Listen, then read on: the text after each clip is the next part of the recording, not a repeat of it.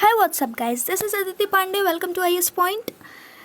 आई hope आप सब ठीक होंगे। मैं भी बहुत अच्छी हूँ। तो चलिए आज हम अपना न्यू पोर्शन स्टार्ट करने वाले हैं। आज तक हमने चैप्टर 6 को पूरी तरीके से कंप्लीट कर लिया है। आज हम पढ़ेंगे उसके कुछ इंपॉर्टेंट क्वेश्चंस जो मोस्टली 1 और 2 नंबर्स में पूछे जाते हैं।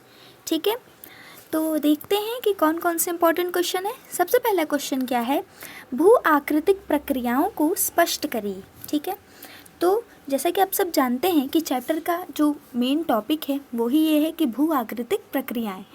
तो इसे आपको लर्न करना बहुत इंपॉर्टेंट है। इसके बारे में मैंने आपको क्या बताया था कि ये मान लीजिए पृथ्वी की सतह है, तो इसके अंदर तथा बाहर बाह्य जनिक प्रक्रियाएं एवं अंतर्जनिक प्रक्रियाओं के कारण भौतिक एवं रासायनिक जो भी परिवर्तन होते हैं उन्हें ही भू आकृतिक प्रक्रियाएं कहते हैं।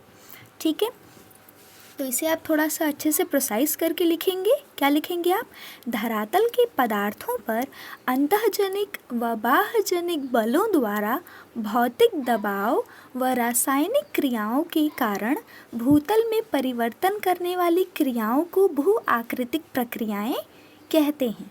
ओके, तो दूसरा क्वेश्चन क्या है, मृदा निर्माण की एक महत्वपूर्ण प्रक्रिया बताइए। मृदा निर्माण की सबसे महत्वपूर्ण प्रक्रिया क्या होती है, आप लोगों को पता है क्या? अगर किसी को पता है तो जल्दी से कमेंट सेक्शन में लिखिए। मृदा निर्माण की महत्वपूर्ण प्रक्रिया है अपक्षय। ठीक है, तीसरा क्वेश्चन, विभिन्न भू आकृतिक प्रक्रियाओं को नियंत्रित करने वाले 2 प्रमुख कारक कौन से हैं? तो जो भी भू आकृतिक प्रक्रियाएं हैं, मैंने बताया था कि उन्हें कई तरह के फैक्टर्स नियंत्रित करते हैं। वो कौन कौन से फैक्टर्स हो सकते हैं, तापमान व वर्षण। ठीक है, ये तापमान एवं वर्षा यानी कि बारिश। वृहद संचलन के लिए कौन सी शक्ति सहायक होती है?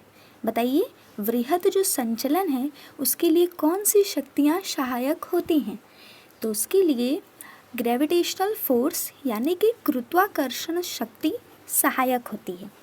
नेक्स्ट क्वेश्चन है, मलबा अवधाव को स्पष्ट करिए। ये क्या होता है? तो ये जो मलबा अवधाव है ना, ये एक प्रकार का तीव्र संचालन है। ये अवधाव की तरह, जैसे कि हिम अवधाव होता है, ये बिल्कुल उन्हीं की तरह होता है तथा वानस्पति आवरण युक्त आर्द्र प्रदेशों में ही पाया जाता है। ऐसे प्रदेश जहाँ पे नमी होती है। ठीक है, नेक्स्ट क्वेश्चन है, निक्षेपण क्या होता है? निक्षेपण क्या होता है? तो निक्षेपण है ये अपरदन का एक परिणाम है। जब ढाल में कभी कमी आ जाती है तो वहाँ पे निक्षेपण की शुरुआत होती है। मृदा क्या है? वैसे काफ़ी इम्पॉर्टेंट है कि मृदा क्या है। ठीक है, तो देखिए मृदा हम सबके लिए बहुत इम्पॉर्टेंट है, क्योंकि अगर मृदा नहीं रहेगा तो पौधे नहीं रहेंगे, पौधे नहीं रहेंगे तो जीव नहीं रहेंगे। क्योंकि जो पौधे हैं वो अपने जो पोषक पदार्थ हैं, जैसे कि सबसे महत्वपूर्ण जल होता है, जल का वो जो अवशोषण करते हैं किसकी सहायता से कर पाते हैं? मृदा की सहायता से। तथा मृदा में कई ऐसे बैक्टीरिया भी पाए जाते हैं, जैसे नाइट्रोजनीकरण बैक्टीरिया, जो कि नाइट्रोजन का स्थिरीकरण कहते हैं, नाइट्रोजन फिक्सेशन की क्रिया करते हैं। ठीक है, तो मृदा धरातल पर प्राकृतिक तत्वों का एक समूह होता है जिसमें जीवित पदार्थों तथा पौधों को पोषित करने की क्षमता होती है। नेक्स्ट क्वेश्चन है, भू आकृतिक कारक क्या होता है? आप लोगों को पता है क्या भू आकृतिक कारक क्या होते हैं? तो चलिए मैं बताती हूँ। प्रकृति के तत्व जो धरातल के पदार्थों का अधिग्रहण तथा परिवहन करने में सक्षम होते हैं, जैसे कि हिम, जल, वायु आदि, इन्हें ही भू आकृतिक कारक कहते हैं। 9th है, पेडोलॉजी विज्ञान किससे संबंधित है? तो जो पेडोलॉजी विज्ञान है ना, ये मृदा से संबंधित है। और जो लोग मृदा का मतलब स्टडी करते हैं, उनके बारे में पढ़ाई करते हैं, उन्हें पेडोलॉजिस्ट कहते हैं। नेक्स्ट क्वेश्चन है, बाह्यजनिक प्रक्रियाएं अपनी ऊर्जा को कहाँ से प्राप्त करती हैं? तो जो बाह्यजनिक प्रक्रिया, सिंपल सी बात है, जो बाहर प्रक्रिया हो रही है, जो धरती के ऊपर हो रही है, उसकी ऊर्जा का मुख्य स्रोत क्या हो सकता है? सन है। क्या है उसकी ऊर्जा का मुख्य स्रोत? सन यानी कि सूरज। नेक्स्ट क्वेश्चन है, बाह्यजनिक प्रक्रियाएं पृथ्वी के भिन्न भिन्न क्षेत्रों में भिन्न भिन्न तरीकों से कार्य करती हैं। इसका कारण क्या होता है? देखिए मैंने आपको बताया था कि जो तापमान है यानी कि टेम्परेचर, वो एक इम्पॉर्टेंट फैक्टर है जो कि अफेक्ट करता है भू आकृतिक प्रक्रियाओं को। तो सिंपल सी बात है, हमारी पृथ्वी पे मतलब सभी जगह एक जैसा टेम्परेचर तो नहीं होता ना, कुछ जगहों पे ठंडी है, कुछ जगहों पे गर्मी है, कहीं बर्फ़ जम रही है, कहीं पे सूखा है। तो इसीलिए बाह्यजनिक प्रक्रियाएं भी भिन्न भिन्न रूप से कार्य करती हैं। ओके, नेक्स्ट है अनुच्छादन क्या होता है। अनुच्छादन क्या है?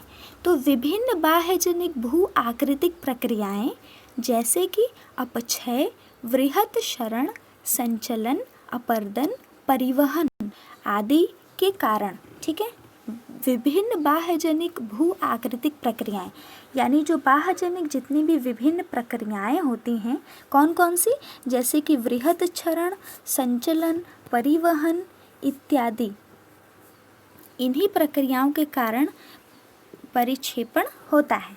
ठीक है, इसे ही अनुच्छादन कहते हैं। नेक्स्ट क्वेश्चन पे चलते हैं। चलिए, नेक्स्ट क्वेश्चन क्या है? अपक्षय। अपक्षय क्या होता है? बहुत इंपॉर्टेंट क्वेश्चन है। अपक्षय उस यांत्रिक, रासायनिक तथा जैविक प्रक्रिया को कहते हैं जिसके कारण शैलें एक ही स्थान पर टूटती फूटती रहती हैं।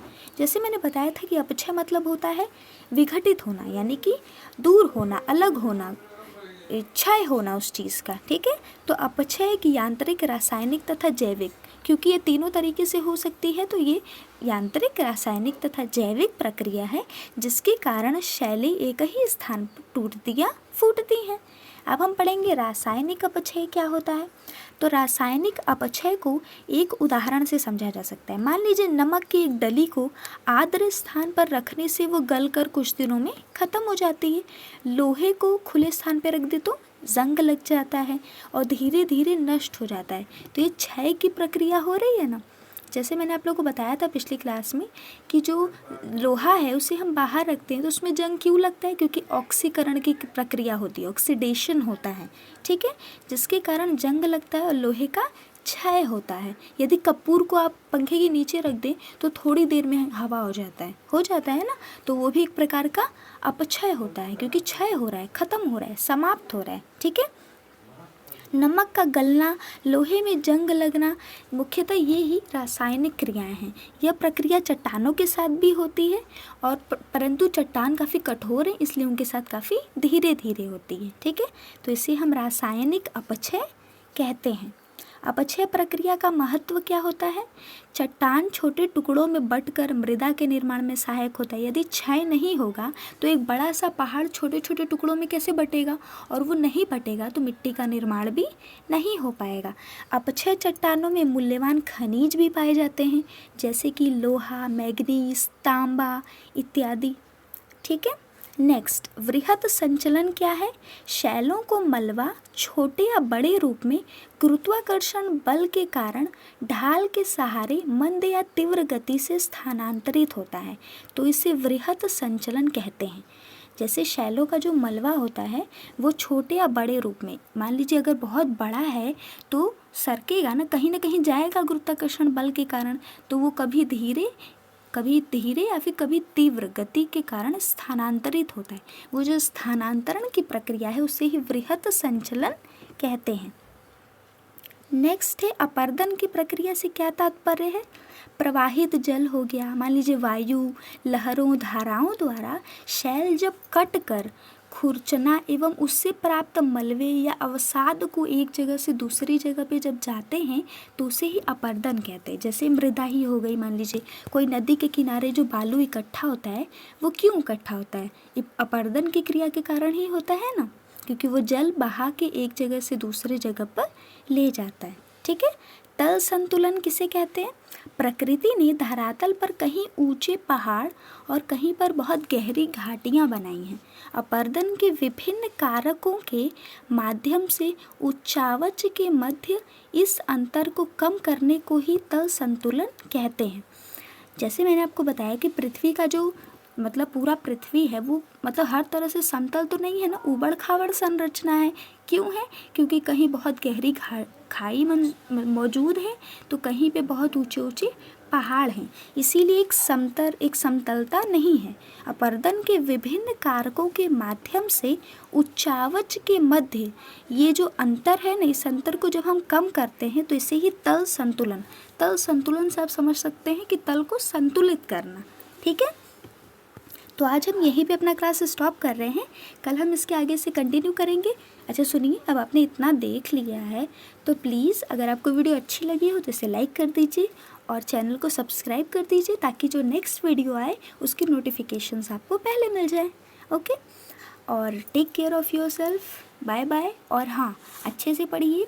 और ये इसका PDF मैं आपको व्हाट्सएप ग्रुप में सेंड कर दूँगी, तो आप इसे लिख लीजिएगा कॉपी पे, या फिर आप इसे कहीं प्रिंट आउट करवा लीजिए या फिर पढ़ लीजिए। ओके।